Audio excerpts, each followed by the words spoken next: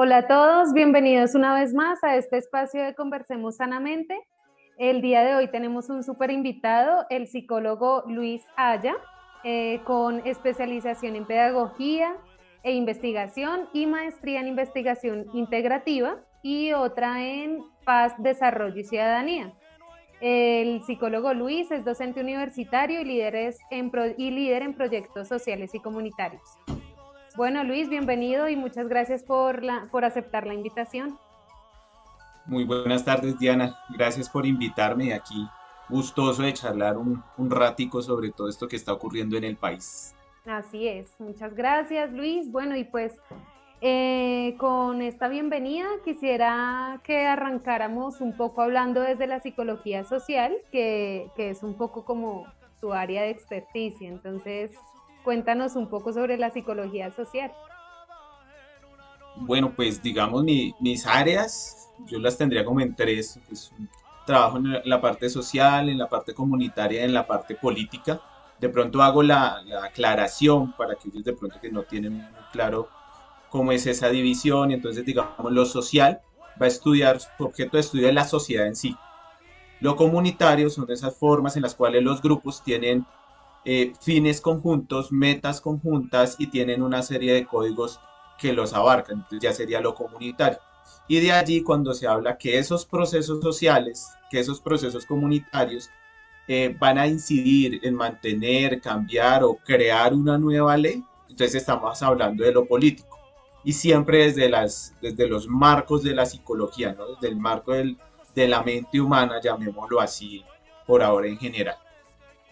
Ok, y si hablamos, por ejemplo, de conducta colectiva, ahí desde qué área más o menos se abarcaría eso de la conducta colectiva. Pues comúnmente la conducta colectiva es una lectura que se hace desde la psicología social. Entonces es un grupo de personas que tienen una meta en común. No necesariamente tienen códigos compartidos. Entonces, por ejemplo, para aterrizarlo más rápidamente, puede ser una marcha. Entonces la marcha es un grupo de personas. No Ujú. necesariamente son una comunidad, no es un grupo. Personas que se reúnen, pero tienen un fin común. Y ese fin común entonces puede ser hacer una protesta o dar a conocer algún punto de vista. Entonces ahí los une es el fin, pero no hay unos códigos totalmente que los unifiquen. Y siendo así, entonces, un psicólogo, ¿cómo hace para trabajar esa conducta colectiva? ¿O cómo funciona Dependiendo, como esa evaluación de- con eso? pues dependería de pronto desde la perspectiva en que se vaya ubicando, ¿no? De pronto el social le interesaría más el movimiento de protesta, hace una lectura de los movimientos de protesta. El comunitario estaría más inmerso en cómo se generó esa protesta, hacia dónde va dirigida esa protesta y aún más, cómo se puede conformar un grupo para una protesta. Un psicólogo político ya estaría más interesado en cómo esa protesta mediante una organización social y comunitaria va a repercutir a largo plazo en alguna transformación legal. Ok.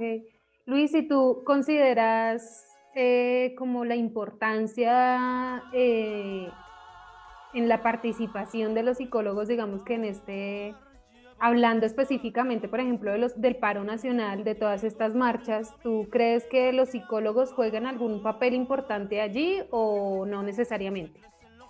Claro, es que ahí habría que hablar de la psicología como ciencia y se supone que la psicología está donde haya una, entre comillas, mente humana por ahora, Ujú. pero si ese es el llamado, nosotros deberíamos estar donde esté un ser humano. Entonces, en estas cuestiones que están ocurriendo, en todo lo que es la protesta, es donde más debemos estar porque ahí podemos estudiar, podemos incidir, podemos apoyar todo lo que sería los movimientos y las personas, porque igualmente estos son situaciones muy difíciles, muy complejas, que igualmente repercuten en lo político, en lo social, pero también están repercutiendo en ese ser humano, en esa mente humana, teniendo en cuenta pues las diferentes posiciones en donde está, ¿no? Digamos, puede ser el que protesta, puede ser la persona del común, puede ser, por ejemplo, los niños, los jóvenes que están recibiendo tanta información tan compleja y tan violenta en este momento. Entonces, claro, o sea, el llamado de los psicólogos debería ser estar ahí, ¿no? Psicólogos y psicólogas deben estar participando en mirar cómo se ayuda. Al fin y al cabo, nuestra profesión también tiene un nivel de ayuda hacia el ser humano y en este momento pues se necesita bastante, más que si unimos que venimos y estamos todavía en todo este proceso de la pandemia y a eso acá en Colombia le sumamos lo de la protesta, pues eso es una cuestión bastante difícil para las personas.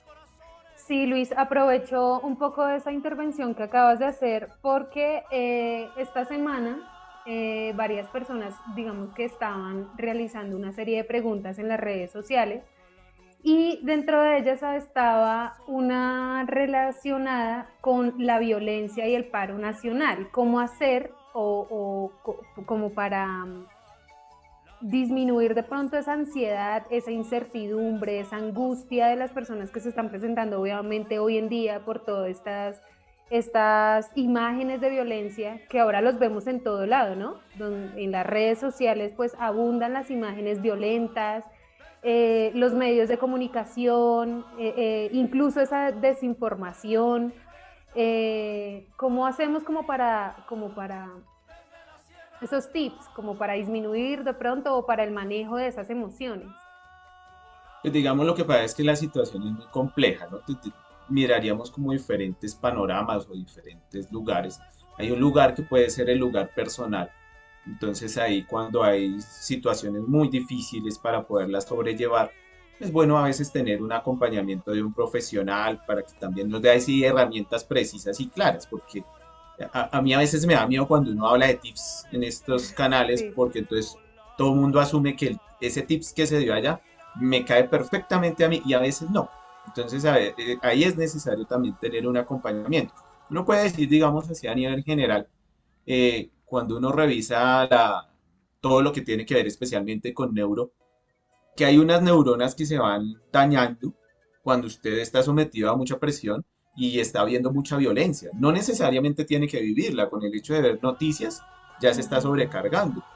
Entonces ahí hay unos procesos, por ejemplo, lo que sería para nosotros el mindfulness, lo que serían los procesos de asertividad, procesos de cooperación que van teniendo una repercusión neuronal que van ayudando, llamémoslo así a nivel general, como una tranquilidad frente a todo este proceso.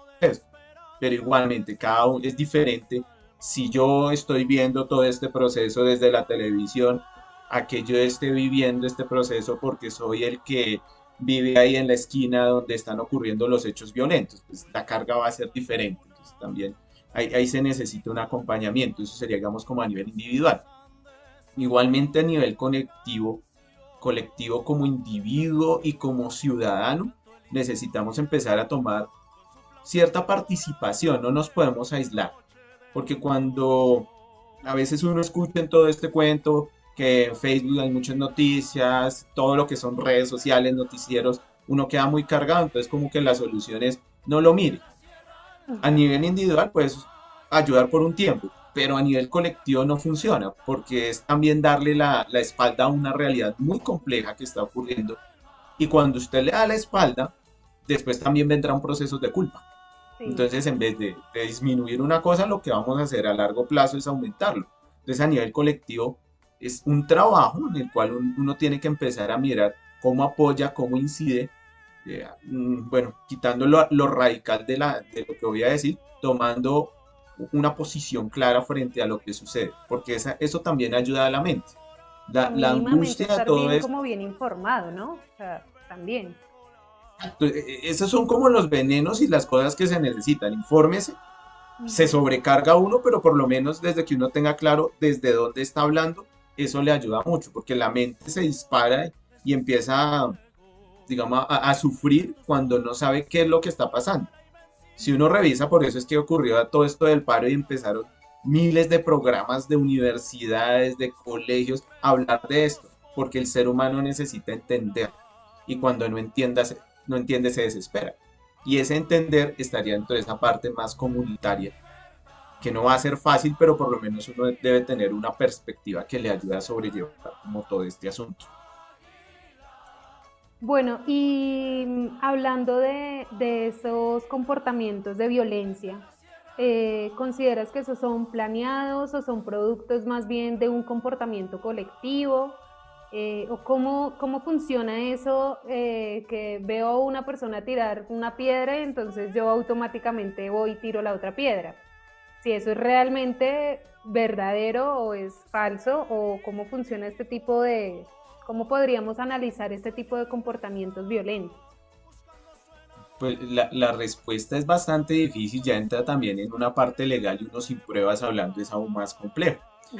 Pero digamos, no hay totalidades, ¿no? Porque si fuera porque uno tiró una piedra y el resto siguió, pues podríamos ver algunas veces cuando llegaron a los manifestantes a la Plaza de Bolívar, es un ejemplo claro, lo estaban grabando, algunos empezaron como a atacar, a dañar algunas cosas y otro grupo lo que hizo fue detenerlos. Entonces no siguieron la conducta. Entonces no podemos asegurar que sea continuo. También no podemos negar cuando me dice que sí es planeado, que puede ser que existan algunas facciones tanto en la parte, llamémoslo así, de la fuerza pública como también de los manifestantes, que a veces se planea eso. O sea, no se puede desconocer, pero igualmente cuando se generan esas acciones pueden ser controladas. ¿A qué me refiero? Muchas veces uno se ha podido observar cuando está, por ejemplo, la minga indígena. La minga indígena tiene otras estrategias de control y cuando las cosas se van a salir de control, ellos llegan y organizan todo sin problema. Entonces, ahí la respuesta es muy difícil porque depende del momento. Yo no creería realmente que los actos de violencia fueran simplemente por dejarme llevar, porque entonces estaríamos reduciendo demasiado al ser humano a una cuestión repetitiva e impulsiva, aunque sí es influenciable. O sea, no nos podemos salir de eso.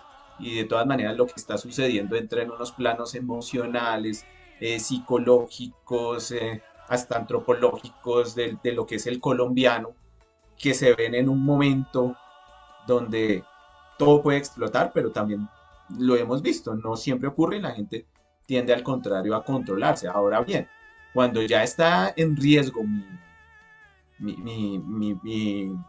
persona, mi salud, mi integridad física, pues bueno, ya ahí empiezan a ocurrir es otras cosas que no es tanto en violencia, sino en defensa, tanto por parte Ujú. y parte. Bueno, Luis, otra pregunta que nos están haciendo por aquí es que nos quieren como saber un poco sobre la psicología social en medio de estallidos sociales. Pues es un poco como lo que estamos hablando. Sí, digamos acá, yo creería que la psicología cumple esos mismos roles de hacer un análisis de lo que está pasando, de proyectar a lo que puede llegar a ocurrir y también de incidir en el momento, ¿no? Y dependiendo ya ahí del tipo de psicología o más bien del objeto que yo quiero estudiar, porque podría ser a nivel social, cómo intervengo en esta sociedad o qué va a pasar con la sociedad colombiana después de todos estos procesos. Mm. Igualmente, hay estudios que dicen, bueno, pero ¿por qué están ocurriendo? Entonces miremos el pasado. Hay otros grupos de psicólogos que lo que están trabajando es con las comunidades. Entonces, ¿cómo hacemos una organización comunitaria que realmente le permita otras formas de vivir a las personas? Y los psicólogos entran como catalizadores de procesos. Hay otros que están trabajando es con la parte política. Cómo Ujú. estas situaciones pueden incidir en unas leyes a largo plazo, porque nunca se puede así a corto plazo, pero que realmente generen un cambio, llamémoslo así, real frente a estas situaciones.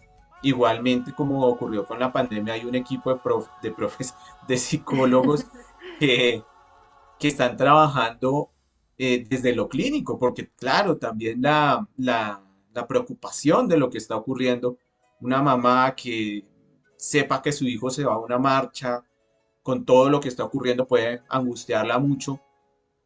Y esto si usted lo suma que esta persona vaya a continuar marchas, pues por más que quiera y vuelva a su hijo o su hija en perfecto estado, ya psicológicamente está afectada, ¿no? Lo mismo Ujú. habría que hablar, por ejemplo, con las familias de la fuerza pública. O sea, ellos saben que van a una situación, pero no saben a qué se van a enfrentar. Y aparte de eso, si se mira noticias, la cantidad de información o de desinformación que llega a la persona va a generar angustia. Entonces yo creo que acá no solamente es el social, sino que todos tienen un papel de pronto se reconoce un poco o se destaca en este momento un poco más el social, el comunitario, el político, es por lo que puedan hacer frente a lo que ocurre y porque tendrían una perspectiva un poquito más fuerte a nivel cultural, a nivel comunitario de lo que va a venir, porque igualmente esto en algún momento para y va a generar unos resultados buenos o malos. Sí, estoy de acuerdo. Pues bueno, Luis, además, pues existen diferentes posiciones frente al paro nacional y pues estas posiciones nos ha llevado a veces o en algunos casos como a generar discusiones y fracturas entre amigos e incluso familiares. Entonces, ¿cómo construir esa empatía para que cada persona de la sociedad pueda entender las diferencias? Bueno, ahí me gusta la pregunta porque uno tiene que acudir a otras ciencias y en los últimos meses yo creo que ha empezado a surgir algo y es esta cuestión de la política. Y es que parece que nosotros venimos de una tradición donde la política no se podía tocar.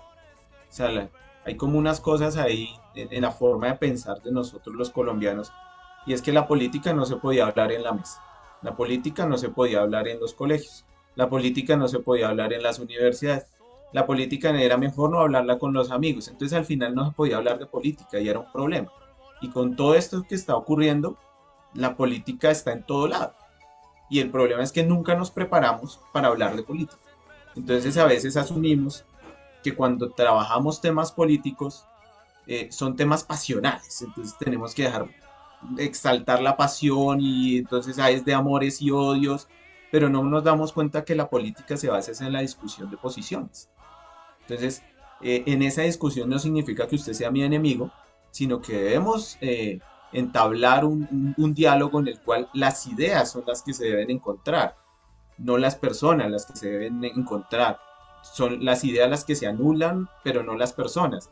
Entonces yo creería que también es una formación que hasta ahora los colombianos vamos a empezar y es en formarnos en política, en entender cuál es nuestra política, en conocer qué es lo que está ocurriendo entendiendo la política no solamente como leyes, sino como procesos sociales y comunitarios. Cuando empecemos esto, iremos al siguiente paso, que es saber dialogar, porque en el diálogo también tenemos otro problema y es la oposición. Nosotros asumimos que nunca puede haber oposición y Ujú. la clave de todo esto precisamente es que podemos estar en desacuerdo y aún así podemos continuar. Entonces, yo creería que es un proceso que va a tomar mucho tiempo, que va a requerir ese aprendizaje político y que va a requerir asumir y aceptar que la política ya llegó, ya se quedó y que va a estar en muchos espacios. Aún más, no es algo que pase solamente en Colombia, está pasando en el mundo, Sí. donde la política nuevamente vuelve a las personas. Y es algo que de pronto acá da más duro por nuestra falta de conciencia política. Comúnmente nosotros asumimos que la política es solo ir a votar y pare de contar. Y aparte de eso, asumimos que los políticos, porque asumimos que solamente los que ejercen un cargo público son políticos, todos son corruptos. Y el Vox Populi es como son corruptos, yo no me meto en política. Entonces dejemos que solo los corruptos sigan haciendo política. Entonces es como una contradicción que nosotros vivimos aceptando. Con todo lo que ocurrió, nos vimos obligados a hablar. Porque era necesario, porque es que ya estaba casi que literalmente tocando nuestra puerta estas situaciones, entonces había que hablarlas y ahí es donde empezó todo a confundirse y estamos es viviendo ese proceso. Yo creería que acá hay que aceptar que somos contrarios, hay que aceptar que en la mesa cuando hablemos no vamos a quedar de acuerdo y aún así nuestras relaciones familiares, emocionales pueden seguir, porque no podemos empezar a mirar y volver esto una persecución. Ujú. Ahorita busco una frasecita que me encantó, pero algo así como que dice que no podemos empezar a buscar personas para condenarlas porque no piensan igual a mí, que es como lo que estamos haciendo. Vamos a discutir de política, pero yo lo condeno si usted no piensa como yo. No, eso también, la aceptación también tiene que ser y empezarnos a, a, a adiestrar, a entrenar en un pensamiento político. Yo creo que eso es clave. Y los dolores van a ser muchos, ya nos hemos dado cuenta, pero son dolores necesarios. Y que entendamos que el costo no puede ser una amistad, una pareja, porque no, tampoco. O sea, se supone que el disenso es el que nos llevará al consenso. Sí, estoy de acuerdo. Además que a veces caemos en el error, quiero decirlo, como que desde nuestra posición de privilegio juzgamos a los demás, ¿sí?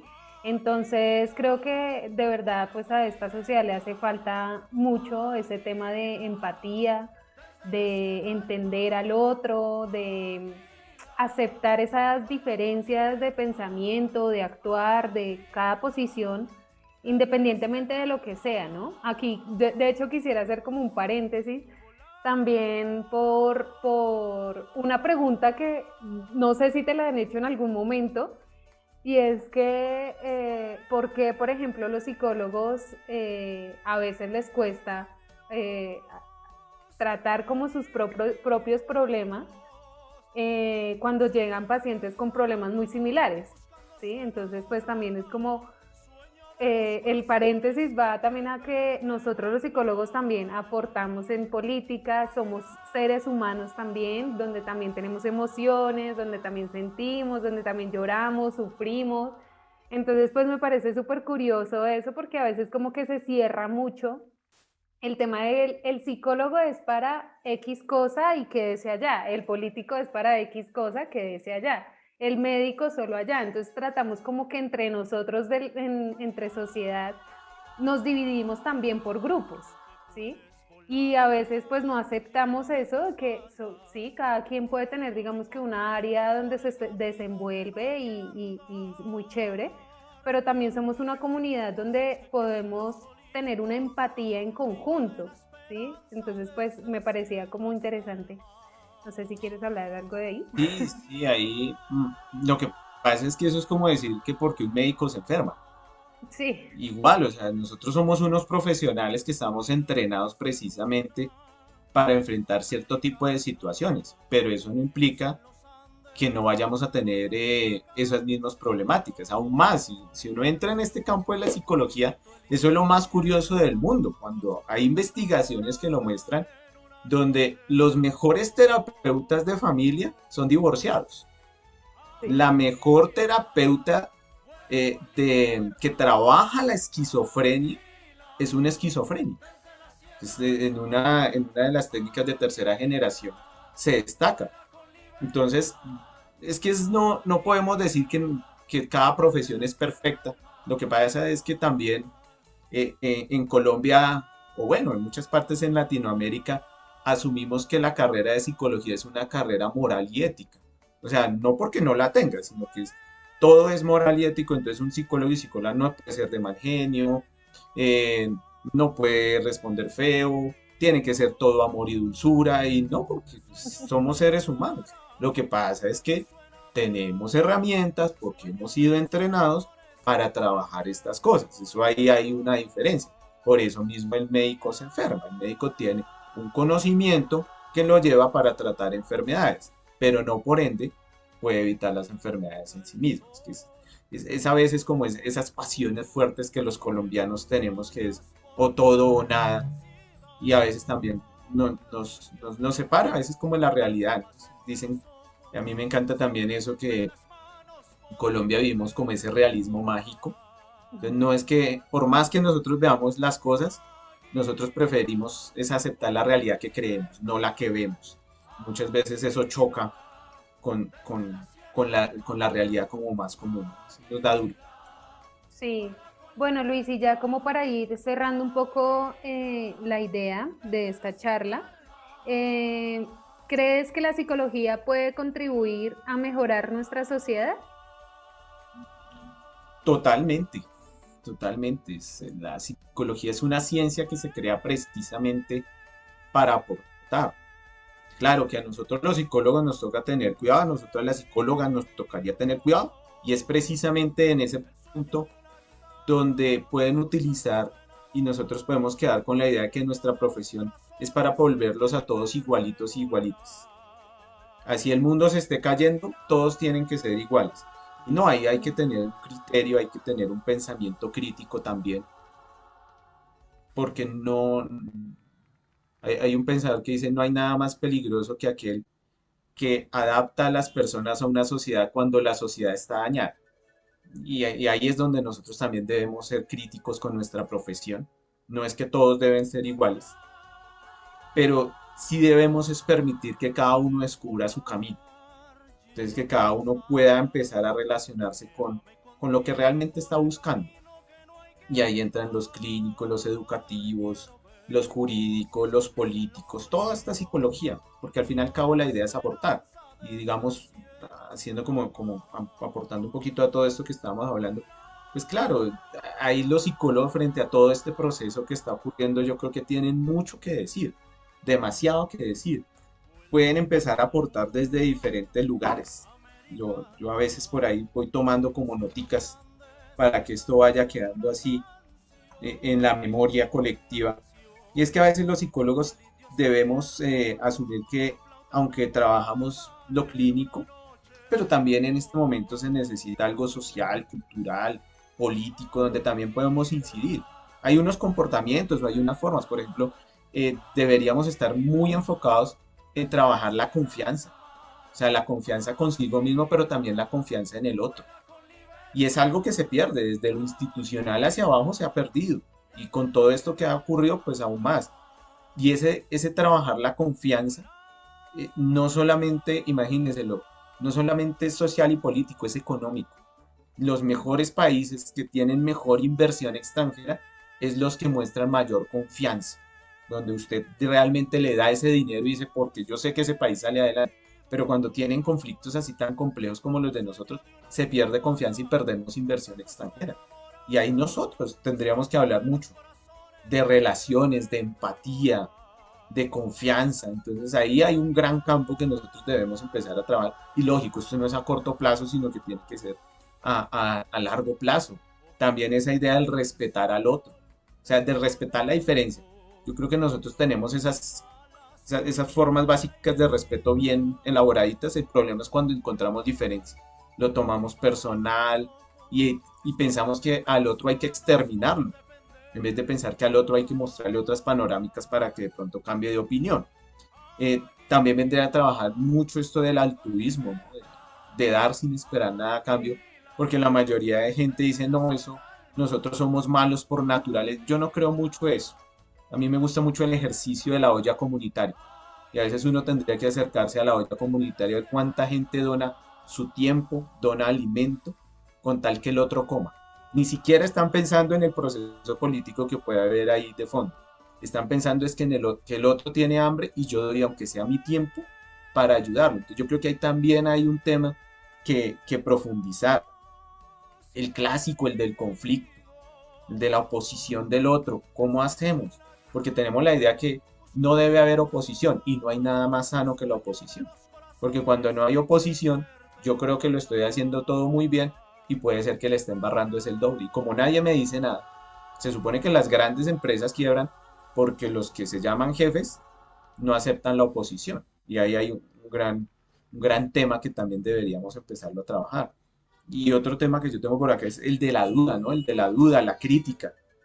Es necesario generar crítica, es necesario generar unas posturas diferentes, pero a veces empezamos a confundir lo que es la crítica con, llamémosla así, con la peleadera, que lo importante es pelear e imponerme, en vez de criticar, tener un pensamiento crítico, mostrar diferentes posturas, estar respaldado de algunas teorías.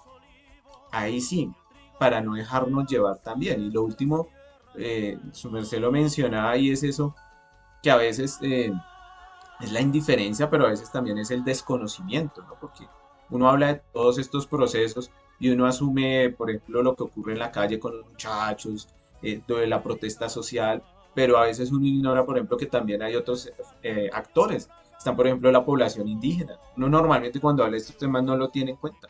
Y los grandes aportes a procesos de no violencia que ellos han hecho, fundamentales, pero Sí. a veces no los tomamos en cuenta. Las poblaciones afro, porque si está la Guardia Indígena, también está la Guardia Cimarrona.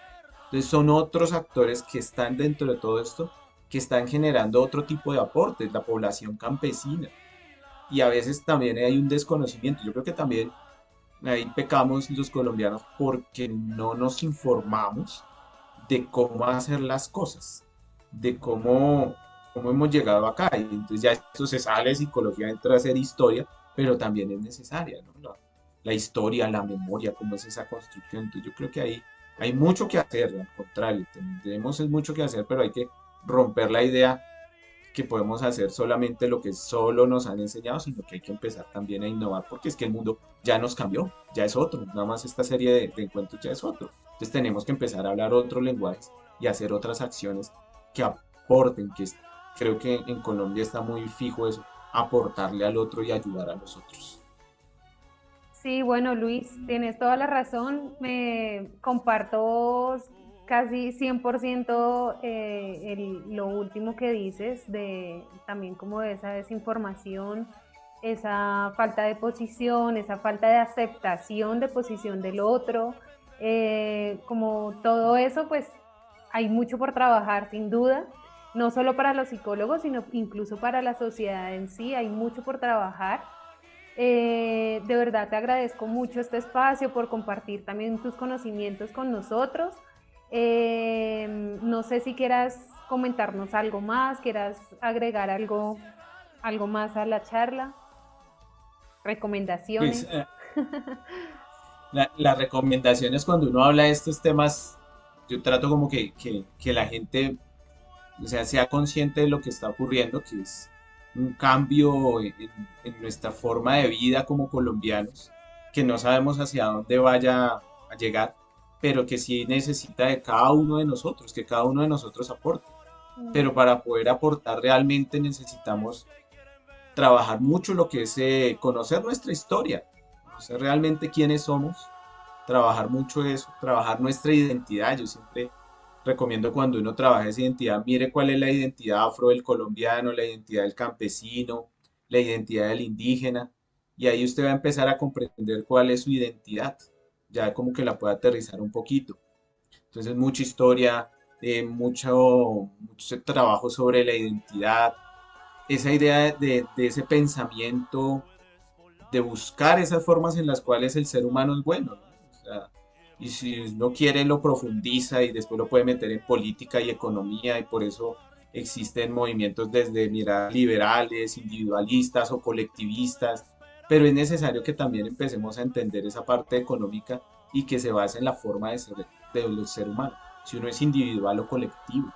Desde ese punto es que se construyó todo y debemos tener esa claridad, dialogar mucho, ¿no? A mí me parece que esto es fundamental, el diálogo, porque solitos podemos estar Sí. pensando en algo errado y no creamos los espacios. A mí me ha gustado mucho cómo los jóvenes precisamente crean espacios y han creado espacios virtuales para reunirse a ver, cada uno es de su conocimiento, yo lo conozco mucho desde los universitarios, como cada uno es de su experiencia universitaria, sus profesores se dialoga.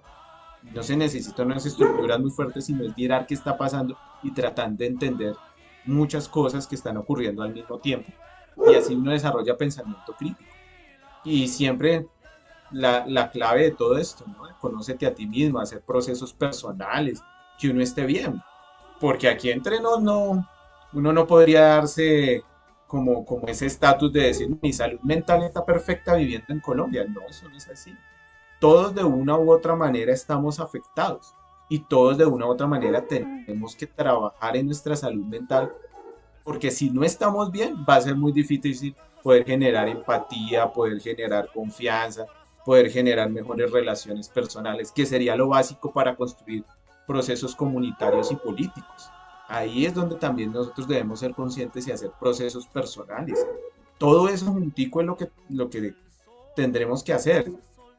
Falta mucho y el camino es muy largo y ojalá la gente que esté viendo acá pues se anime a continuar, no crean que esto en una charla se soluciona. Sí. Yo he conocido muchas personas que son charlas geniales y larguísimas, como de 2, 3 horas, y aún así queda tela por cortar, porque se necesita que las personas sigan profundizando. Yo creería que debemos ser eh, personas responsables con el otro, entonces trabajarnos, ser ciudadanos responsables y formarnos dentro de lo que es lo político para poderlo hacer y empezar a desarrollar ese pensamiento comunitario donde todos dependemos de todos. porque así ya no nos vamos a aislar. Y el gran problema que tenemos es que nos aislamos y abandonamos al otro a su suerte. Y eso es lo que va creciendo y nos está generando estas bombas de tiempo que estalló, ahorita calma y después volverá. Eso no va a ser como a un corto plazo. Así es. Pues bueno, Luis, también lo más seguro es que después de esta charla vayan a surgir un montón de preguntas. Entonces, bueno, primero pues agradecerte nuevamente que aceptaras esta invitación y seguramente también ojalá nos puedas aceptar otra invitación, de pronto hacer un en vivo donde las personas puedan comentar y hacer preguntas en pues este tema que es tan vivo, ¿no? Como tan vivo y tan impactante, como muy significativo en este momento para todos los ciudadanos. Entonces, nada, Luis, de verdad, muchas gracias. Fue un placer tenerte en este espacio. Y nada, espero de verdad podernos reunir en otra oportunidad, de pronto hasta ya en persona. Y nada, ahí estamos hablando, Luis. Muchísimas gracias.